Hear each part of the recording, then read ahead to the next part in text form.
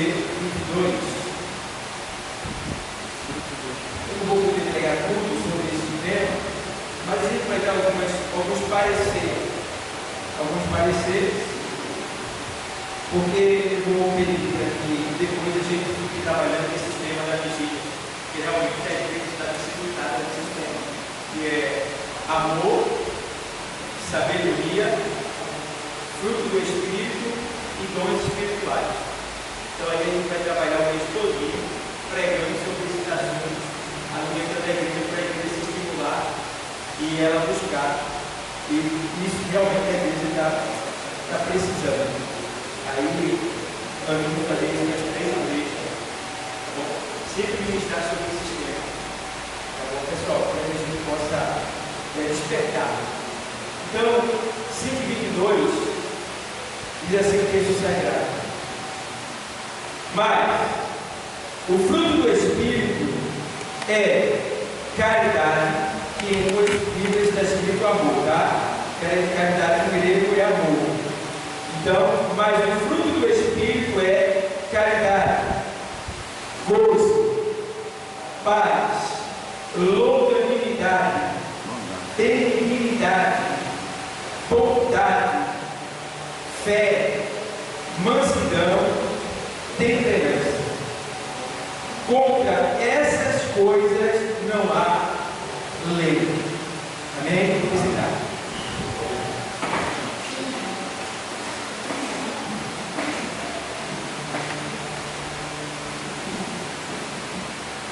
Então, irmãos, a gente está usando essa vigília com caráter de ensinamento. E eu quero, como já falei anteriormente, falei em Capsuma, já falei em Guapirá, tenho falado aqui no culto de doutrina, que há uma necessidade espiritual no ar. Estava falando na aula também, não foi uma né? Que há uma necessidade no ar, está bem visível na igreja. Eu me lembro que quando eu me converti aqui nessa igreja, tinha profetas que vinham de longe e vinham aqui profetizar. Eu mesmo fui alvo de muitas profecias que se cumpriram, né? Momentos que eu tive angustiado, que Deus me encontrava na rua, né? Com pessoas que realmente eram de Deus, não era conversa ou emocionalismo, não, de Deus, porque o que ele falava acontecia. Né? Tom de cura, tom de fé, tom de operação de maravilhas, isso são os dons espirituais. Né? A gente vê também que o amor está escasso na igreja. O Senhor avisou que não se multiplicar a iniquidade, o amor de muitos esfriará. Então, também, o amor está meio perdido dentro da igreja. A gente não está quase que exercendo o verdadeiro amor como é para exercer. Né? Aí vem sabedoria.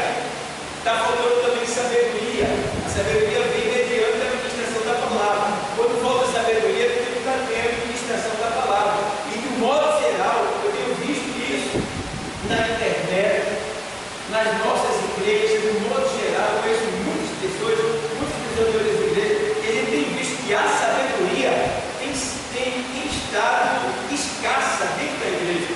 São poucos que têm buscado a sabedoria, até porque a gente nem sabe o que é sabedoria. Porque às vezes a gente está orando e diz: Senhor, me dá sabedoria, e deixa esse pedido no ar. Senhor, me dá sabedoria, e ele fica no ar. Para quê? Vai dizer, para que tu quer? Para que tu quer?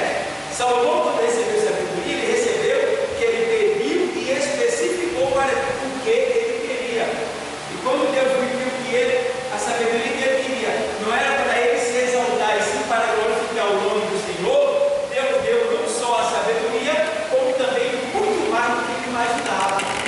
Então, a gente vê que também o fruto do Espírito Santo também está escasso na igreja.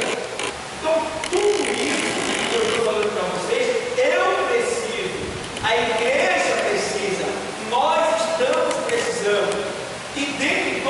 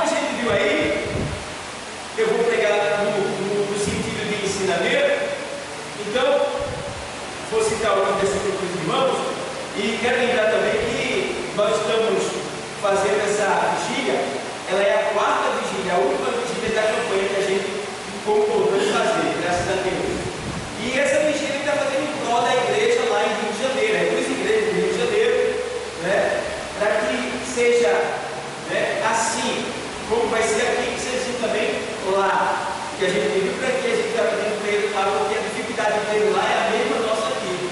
Eu queria respeitar o obreiro, a membros, a pastor para tomar conta da igreja, pessoas para tomar conta. Então a dificuldade deles é a mesma. Então a gente está fazendo essa vigília com o propósito de que aquele ministério lá em Rio de Janeiro, ele vem também prosperar. Nosso pastor Mário encontre homens e mulheres que querem fazer a obra com sinceridade e verdade. Então, a gente está terminando essa campanha hoje, vamos entregar o pacote completo para o Senhor e depois a gente vai ficar fazendo uma vigília cada mês.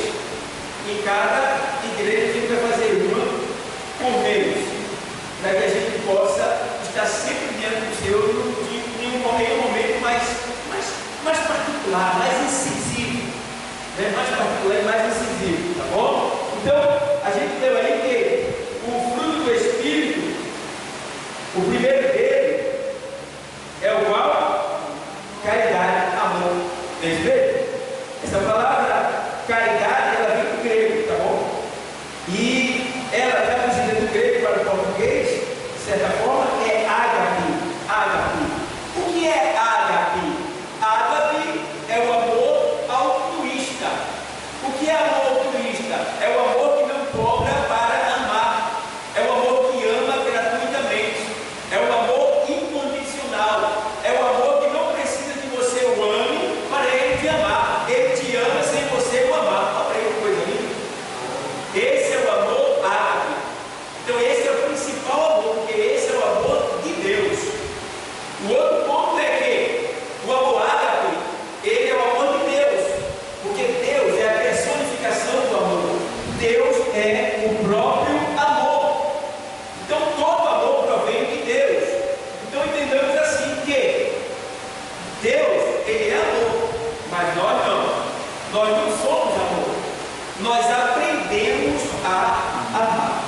É por isso que João escreve na sua carta, e Paulo também escreve no livro Falha Memória aos Coríntios, ele diz que o amor de Deus, ele é derramado em nossos corações. Então, nós recebemos porção, né? Porção do amor de Deus na nossa vida. Então, isso aí depende. Quanto mais eu buscar o amor de Deus, ele deve ficar receber e pedir a ele o amor dele, ele vai estar derramando esse amor no meu coração. Sabendo, porém, que quanto mais amor eu pedir, quanto mais amor eu tiver, mais provado eu serei no amor. Eu me lembro, uma certa vez, eu fui dar um enxeririnho diante de Deus, né? Vamos falar dessa linguagem? Eu era novo convertido. Eu disse, Deus, eu quero amar. Eu quero amor, porque eu estava estudando, né? Puxa, eu quero amar, eu quero amor. O Senhor me dê amor, coloca no meu coração e eu orava mais incessantemente. Uma das coisas que eu frisei foi o amor. Meu irmão, eu pedi o amor. Mas, rapaz, eu comecei a sofrer tanta perseguição. Era tanta gente me odiando. Era tanta gente se levantando, me criticando. Rapaz, tiraram, mas fizeram saceiro comigo. Aí eu voltei lá para Deus e fui começar na oração. E eu disse, Deus, está difícil, Deus. Está muito difícil, Deus. Eu estou fazendo a coisa certa e o povo mais que está certo, está doido, está entendendo o que eu estou fazendo. Ele, em vez de por me amar pelo que eu estou fazendo, o povo está me odiando. Aí ele disse, você me pediu o quê? Amor. Eu disse, amor. Aí ele disse, como você vai amar se ninguém te odiar? Como é que você vai amar se não houver quem me odeie? Eu claro que amo quando alguém me odeia e eu não odeio aquela pessoa, e eu não desonro aquela pessoa, eu não persigo aquela pessoa. Isto é a prova que eu estou vivendo e produzindo o fruto do Espírito, que é o amor ágape, que é o amor que vem de Deus. Porque se Deus fosse nos amar condicionalmente, o amor dele é incondicional. Se ele fosse nos amar condicionalmente, a gente estava ferrado. E a gente não ama Deus como é para amar. A gente é covarde, a gente é perverso, a gente é mau, a gente trai ele, entendeu? Então, se ele fosse nos amar como a gente ama ele, meu irmão, talvez eu e você já estivesse no inferno, porque o nosso amor é muito falho. É por isso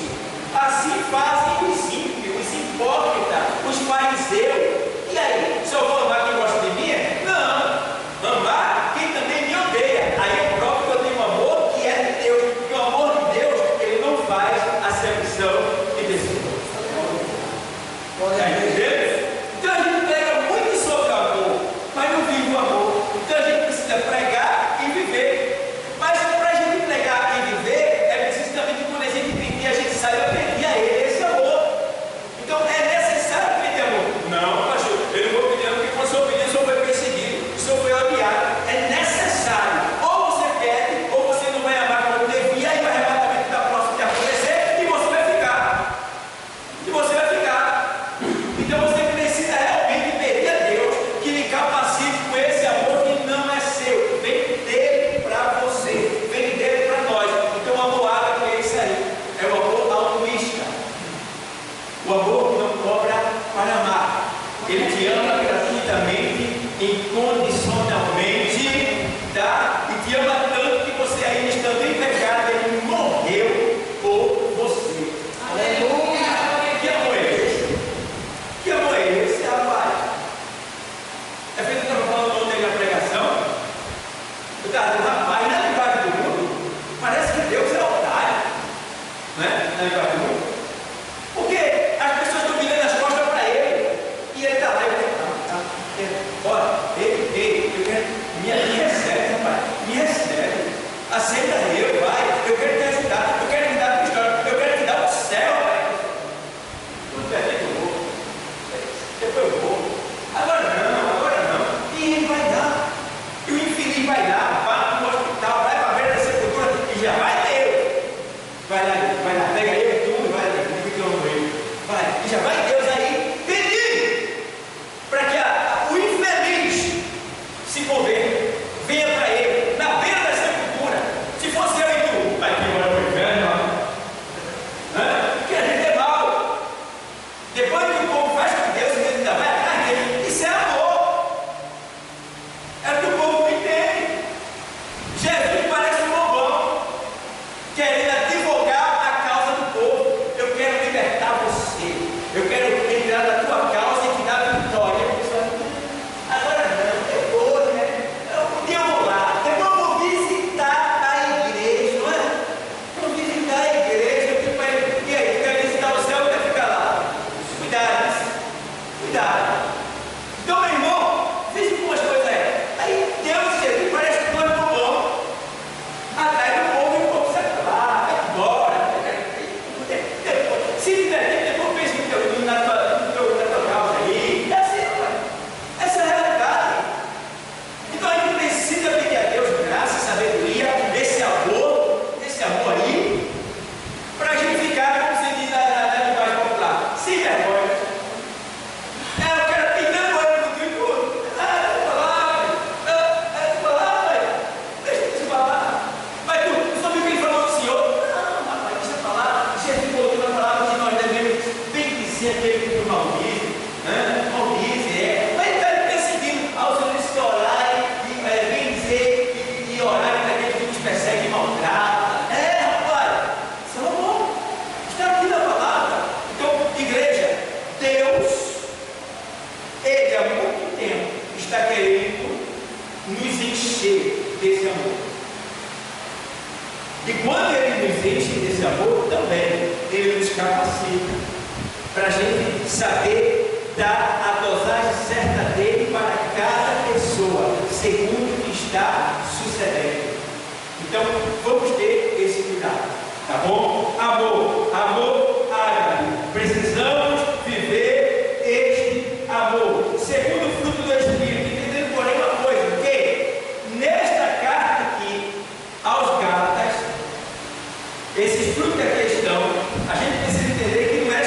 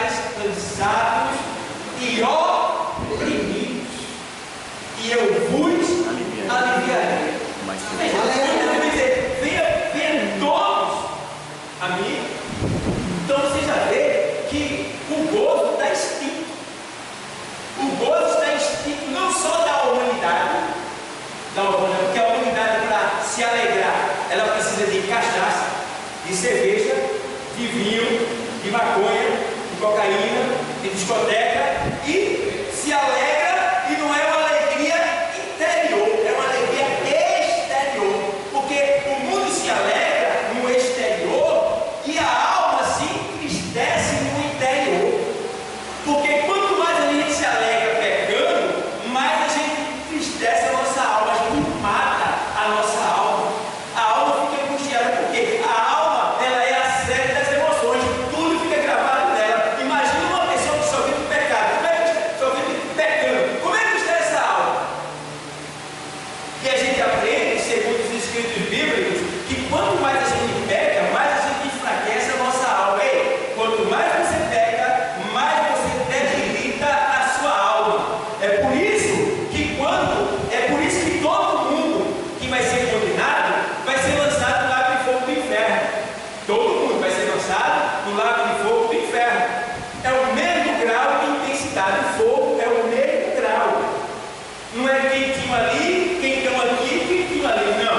É o mesmo grau. O lago de fogo. Todos os condenados serão lançados dentro do lago de fogo. Agora, qual é a diferença? Porque teve um que pegou mais e outro que pegou menos. Nem justiça, não? Não. Todos vão para o lago de fogo. Mas ali o que vai ser levado em conta é a debilitação da alma deles. Quanto mais eu peguei, mais eu enfraqueci a minha alma. Então, no lago de fogo, eu vou sentir mais dor do que aquele outro. Está entendendo? Quem pegou mais, enfraqueceu mais a alma. Quem pegou menos, aí não enfraqueceu tanto, mas enfraqueceu, tanto pecado. Então, tem uns no inferno que vai sentir mais dor do que outro. Mas resumindo a história, é um tormento só. Porque é para sempre. É para sempre. Então ele tem que ter cuidado, porque ele deixa bem claro aqui que o gozo ele é a sensação de alegria baseada no amor, na graça, nas bênçãos, nas promessas e na presença de Deus. Bênçãos estas que pertencem àqueles que creem em Cristo. O que quer dizer isso aí? Quer dizer que eu, você, nós não precisamos de nada material, nada físico, nada superficial para nos alegrar. Nós somos alegres naturalmente, porque em nós já mora a alegria. O Senhor diz aqui no Evangelho de João, ele falando com o discípulo, ele diz assim: olha, tenho-vos dito isso para que a vossa alegria seja completa. O que quer dizer que tem pessoas que estão na igreja, que está servindo a Deus, está na presença de Deus, mas não é alegre completamente. Não é alegre completamente, está infeliz na presença de Deus. É um grande desperdício, porque Jesus, ele é a nossa alegria, ele é a nossa força. A Bíblia diz lá no Salmo que o Senhor, na presença do Senhor, a abundância de delícia. Não é que a fartura tem gente assim, na presença do Senhor até a tristeza, falta de alegria. Não faça vergonha a sua pastor, pelo amor de Deus. Eu não sou doutor, mas não tem isso não. Eu tenho que ter até a tristeza, falta de alegria. Não ninguém explica mais não, quem não tem isso na Bíblia não. E tristeza nunca vai se alegrar. Tristeza no cão, nunca vai se alegrar. Então, diz que na presença do Senhor há farturas, há delícias, farturas de delícias. Entendeu? Então, fartura de delícias é motivo para alegria. Entendeu? Então a gente precisa ter esse cuidado. E aí, diz assim, que nós não precisamos de nada para ser feliz. Nós já temos tudo independente do que a gente tenha. Eu posso não ter nada, mas se eu tiver Jesus, eu tenho tudo. Glória a Deus, aleluia. Entendeu? Então, posso morar num barraco de lona, posso não ter móvel, posso estar de pé, posso sofrer fome. Aleluia. Entendeu? Ser perseguido, ameaçado, viver escondido. Tem gente que vive sendo perseguido por causa do Evangelho, desprezado. Não importa. A alegria está dentro. Ninguém tira. Ninguém tira. Só eu que lanço lá fora, se eu quiser. Eu não sou bom, porque eu preciso dessa alegria para viver. Sem essa alegria, eu era feliz. Eu me lembro que quando eu era evangélico, eu tinha medo de tudo. Eu não tinha pavor, nem pânico, síndrome do pânico, não. Mas ele era um cara tão desconfiado, eu tá louco. Tinha um lugar que jamais, eu me disse,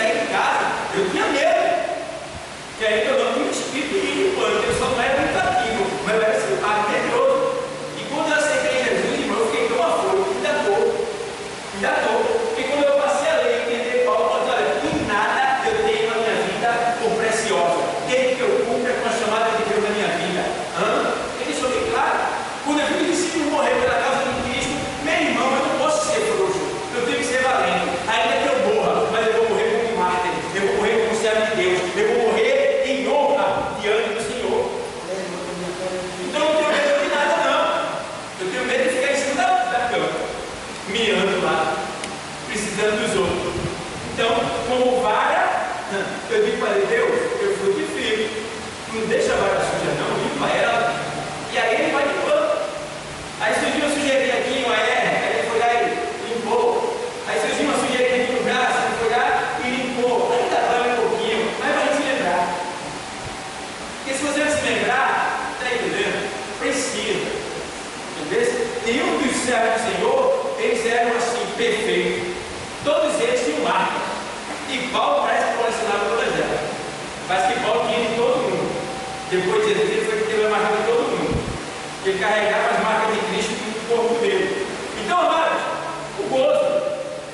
A gente não precisa de nada para se alegrar. Você pode ver aí só um versículo para a gente confirmar isso daí. Você vê ali, por exemplo, veja lá, Salmo 119, verso 16. Salmo 119, verso 16. Alguém pode ler e achar rápido? Salmo 119, verso 16. Glória a Deus. 19, 16. Sustenta-me conforme a tua palavra, para que viva e não me deixe envergonhado na minha esperança. Entendeu? 119, é isso? Salmo 119, 16. É isso mesmo? É. Então, sustenta-me. Outra linguagem, tem outra linguagem aí? Outra linguagem?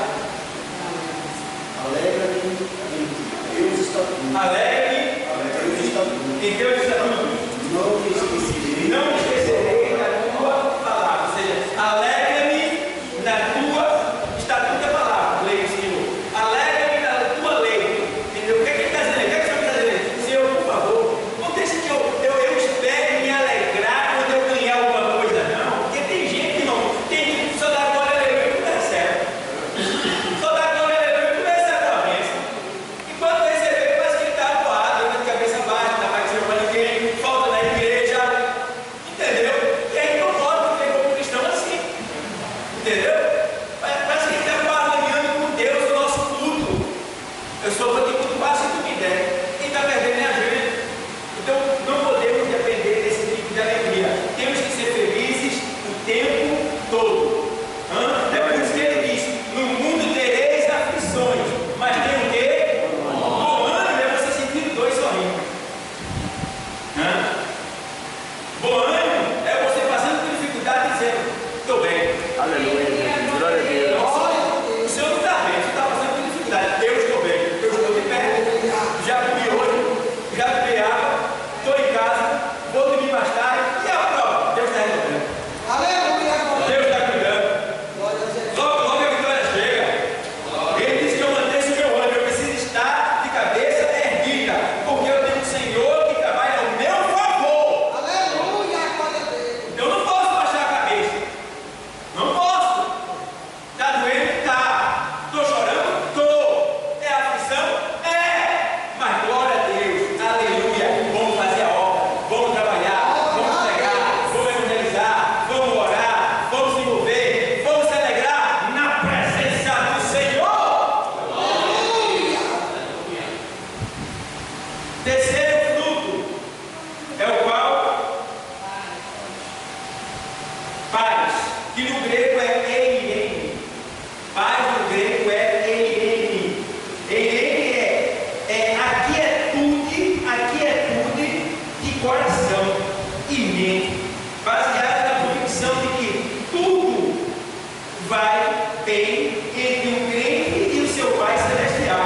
Veja aos Romanos 15:33.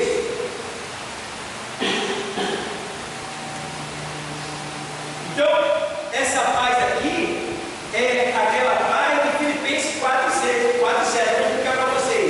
Quem achou o 15:33? Não, eu não li ali. Aos Romanos 15:33.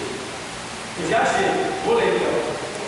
Diz assim o texto: a fim de que pela vontade de Deus chegue a vós com alegria e possa recrear-me convosco. Ó, tá vendo? Isso aqui é paz. A fim, veja, 15:33 da carta de Romanos. O 33 é o de baixo, eu li errado.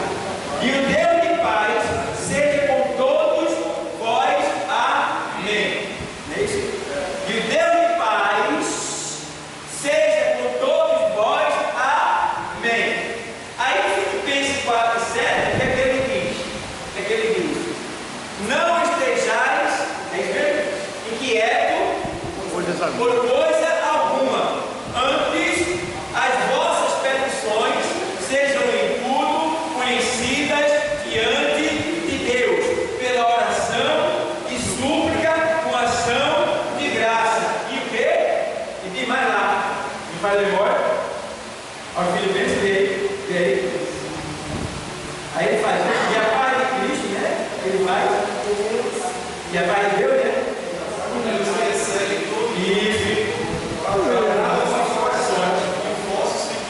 Isso. Então, a paz de Deus que excede todo entendimento. Eu li o texto da paz.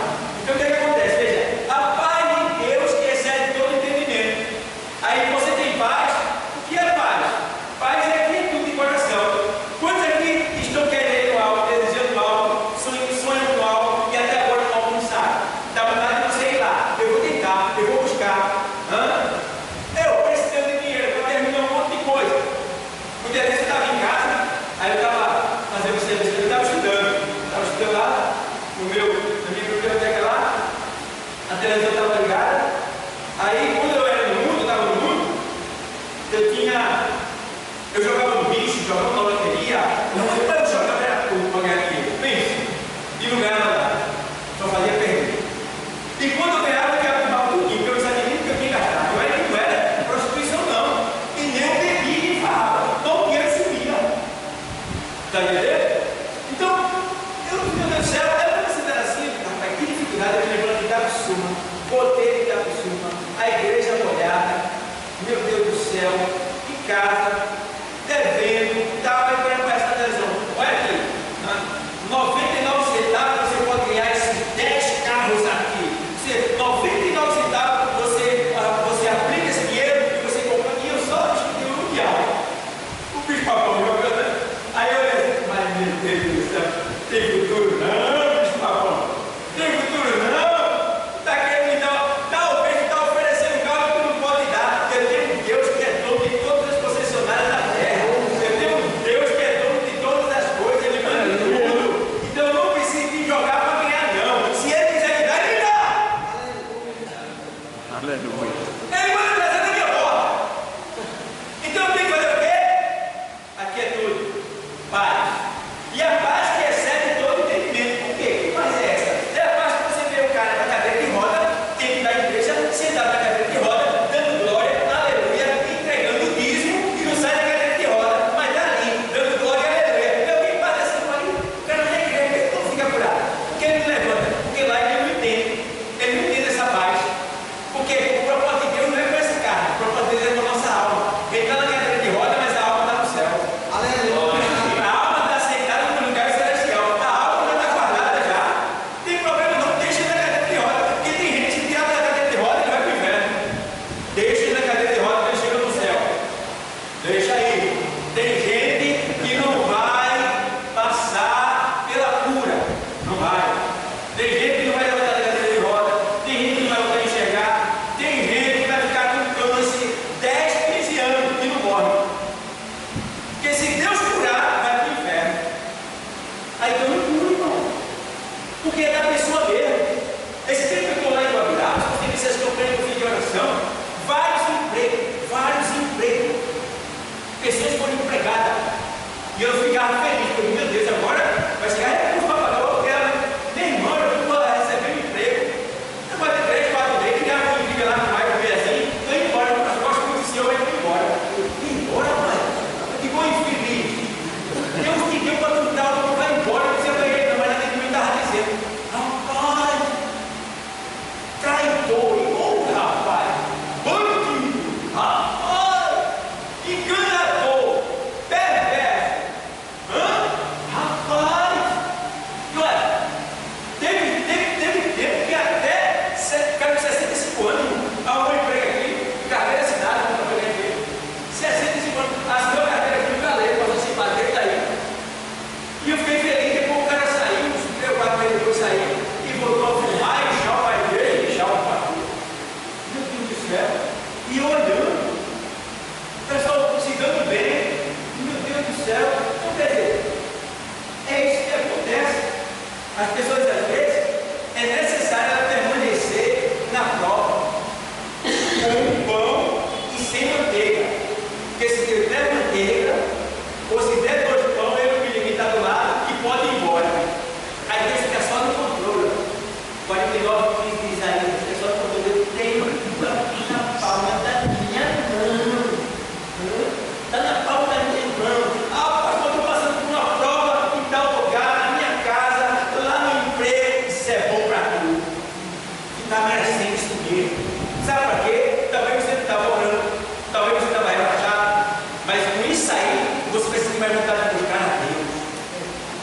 encontrar com Deus, de pedir providência de Deus. É isso que firma na presença de Deus. Às vezes é necessário a prova, irmão, para a gente não se perder. E muitos não entendem isso. Então a paz que excede todo entendimento. Você está aqui passando pelo processo, mas você não sabe ligar, porque a paz de Cristo ela está no teu coração, te guardando, te mantendo, te consolando, te segurando, porque tu sabe que tu não precisa de nada disso. O que tu precisa é do céu. É o céu. É o arrebatamento. É isso que a gente precisa e estamos esperando. E aí, ó, o quarto, qual é o quarto? Longanimidade, é mesmo? É mesmo? Longanimidade?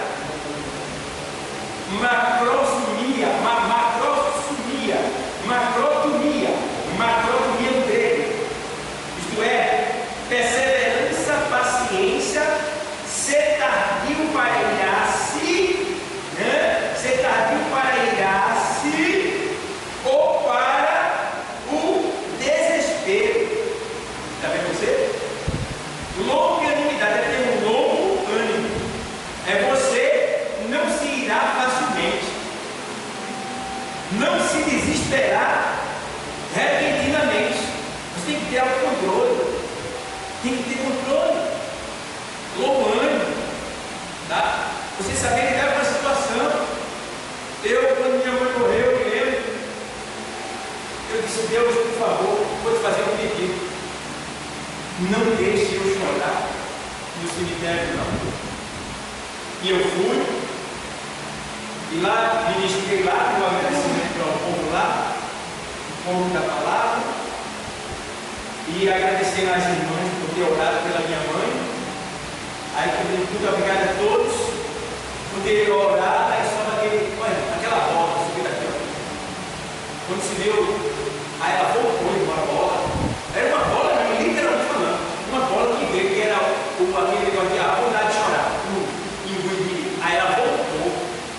Aí eu fiquei lá no cantinho, botado assim, o pessoal pegou o caixão, botou lá na cova. Aí disse para mim depois: meu irmão me chorou, não foi isso da minha irmã. Ele nunca chora, né? Coisa assim, estranha, né?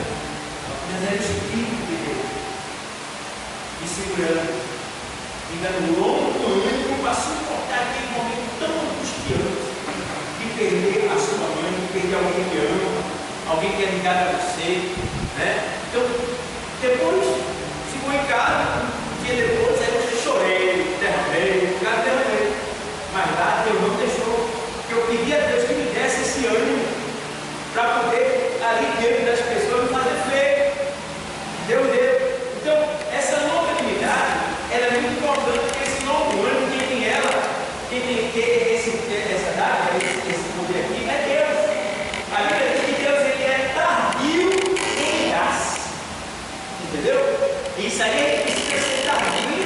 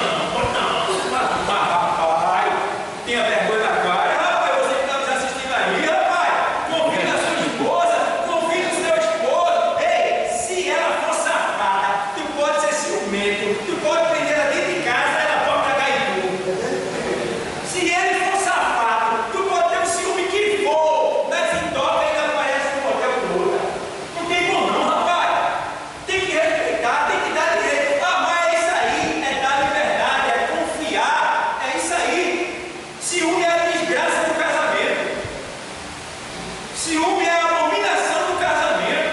Ciúme atrapalha, atrofia, impede e separa. Todo mundo que eu conheci na igreja, nessa que eu estou, de um modo geral, que eu tenho lidado, a maioria da mulher que tinha ciúme, o marido saiu do ministério. Perdi presbítero, perdi diácono, perdi auxiliar, perdi membro da igreja por causa de ciúme. Lá, e eu ficava olhando assim, é o quê, rapaz? Perdi. E aí? Então, ó, não pode, pessoal. Então, tem que ir louco humano para suportar tudo, saber que nem pode lidar com a situação ali. Minha cara, o que está acontecendo? Estou dando jeito de assim, minha cara pode conversar. Primeiro. Mas, vamos ter cuidado, pessoal. Terminar aqui. Vamos lá. Longanimidade. Quinto, benignidade. Benignidade é não querer magoar ninguém, nem provocar dor. Não querer magoar alguém e nem provocar dor. Você vê lá em Efésios 4:32. Veja lá. Aos Efésios 4:32.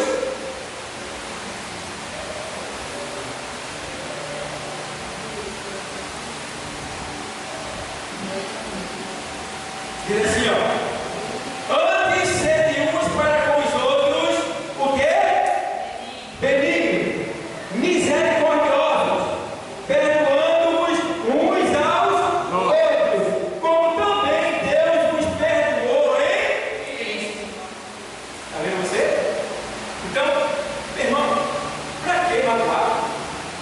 Para que machucar? Faça isso não. Para que isso?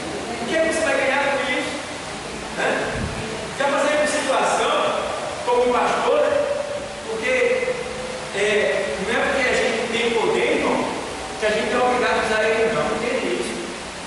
Não é porque você tem poder que é obrigado a você usar, não. Jesus tinha todo o poder, mas ele usou? Não, se entregou.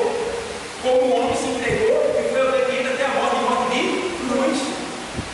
Então, não é pelo fato de você ter poder que você vai ter que exercer aquele poder. Não, eu não tenho poder, então não aceito isso. Não, suporta, rapaz.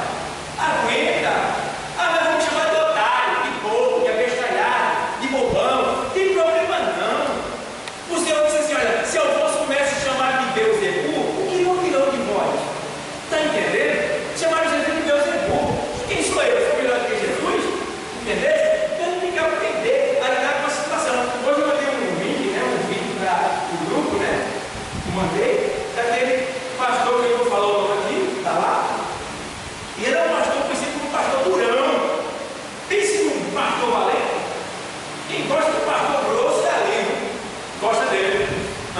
Hoje ele está aí na rede social, está em toda a internet, ele está pedindo perdão, porque ele disse do jeito que ele era ali, ele era de uma família em casa, ele era um membro da igreja, ele era com os obreiros, e perdeu muito obreiro, muito membro da igreja, porque ele era daquele jeito. Sabe aquele jeito de poder, e humano e tal, e se errou, ele tome na canela, e ele errou, ele tome na canela. Daí, ficou doente, quase morre, voltou agora, está pedindo perdão, disse que não quer nem ser pastor, para pastorear mais. Vai ser pastor só para ficar no banco e tal. Veja lá no. Como estou falando, não por questão de ética, e nem de glória política, mas é um exemplo para mim, que eu tenho visto, que eu tenho feito conforme o que Deus está querendo de mim. Entendeu? Posso chamar de peixe, de otário, de bobão, não tem problema não. Vamos suportar, dirigente, suporta. Está entendendo? Presbítero, diácono, auxiliar, evangelista, aguenta, rapaz. Certo? Você vai deixar o cara pisar na sua cabeça assim, não. Vai pegar a lei e vai mostrar, ó, ligar, está errado, é por aqui, assim, entendeu? Aí você lidar com essa coisa, usa a lei, usando a lei não é você, é ele. Aí está tudo certo. Aí o Espírito Santo usa a lei para convencer, para mostrar o erro, para mostrar o pecado, e a pessoa é transformada, e depois reconhece, tá bem? Então não podemos ser, porque a gente tem poder, tem que usar. Não é assim não. Vai ter hora que você tem poder, mas vai ter que ficar calado. Feito Jesus ficou. Entendeu? Porque Jesus é o nosso exemplo. Aprendei de mim que sou o quê? Manso e o quê? Manso. Não é bravo, áspero e humilde. Tem posição, mas não usa ela. Se guarda. E aí? Não adianta. Se exaltar, Deus derruba de glória. se exaltar, o espinho fura. Não adianta. Não adianta. Vamos ser humildes. E nosso professor está dizendo: aprender de mim, porque sou manso e humilde. Vai ter hora que você está com toda a razão, mas vai ter que aplicar. Vai ter que passar vergonha, não tem problema não. Com isso você está o quê? Crescendo. Aleluia, glória a Deus, Jesus. Olha, Deus é teu filho. Parabéns, eu te amo. Eu te amo porque tu tá exercendo o meu amor, a minha longanimidade, a minha paz. Tu está exercendo, minha filha. É assim. Aguenta, suporta. É como tu é. A carne não quer aceitar, a carne não quer. Tem aquele camarada da gente chamado carne, é triste. Ele só quer que você esteja por cima. Nem sempre você vai estar por cima. Vai ter hora que você vai ter que estar por baixo e aceitar. Não é que você vai ser calmo, mas ser humilhado. Você vai ter que permitir isso acontecer. Porque quando você é humilhado por causa dele, aí ele mesmo vai te exaltar. Aleluia, glória a Deus. Mas só por causa dele, tá? Se você comprou no pagou e foi humilhado, o problema é teu, de vista. Você é calor dele, merece estar passando. Entendeu? Mas se alguém humilhar porque você é crente, porque você tem poder nos outros, você está tomando por exemplo, por causa de Cristo, pode esperar. Ele vai pegar a tua sua e levantar. Aleluia, glória. Levanta, irmão. Irmão, quem vai ser a minha história aqui? Quem sabe a minha história aqui? Conhece? Eu passei aqui cheguei nesse ministério que era novo convertido, nome de ladrão, disseram que eu fiz a minha esposa abortar um filho, a minha esposa, minha namorada, porque ela era minha namorada da hora. Eu mandei ela comigo que fala, mas vai ter a mãe dela e a irmã dela, né? Que eu era espolou, pegava o dinheiro dela, e não é pintar de miséria comigo com ela, pintar de sucesso. Eu tinha vergonha até de falar para ela na frente dos outros, mas pintar de miséria dele. E eu, olhando, jejuando e louvando, e vindo para a vigília aqui. Todo vigília. Estou com mais de 40 vigílias aqui. Era vigília. Pastor José Luiz Carlos pregando, outros que vinham, estão em palavra. Então, um dia, estava aqui, estou convertido, nem tenho experiência disso. O pastor é usado aqui, ele está. Vai lá, você, eu te amo. Eu me agradava de ti. Quando eu fazia assim, o jeito que está fazendo, eu me agradava de ti. Tá? E tem mais, vou fazer assim, vou te dar o teu noivado, vou te dar o casamento, vou te dar casa, vou te dar carro, vou te dar moto, vou te dar filho, e tem mais, vou eu colocar ali, ó. Aí o ministério desceu. O ministério estava todo para mim. Só não estava para fora da igreja, porque não dava.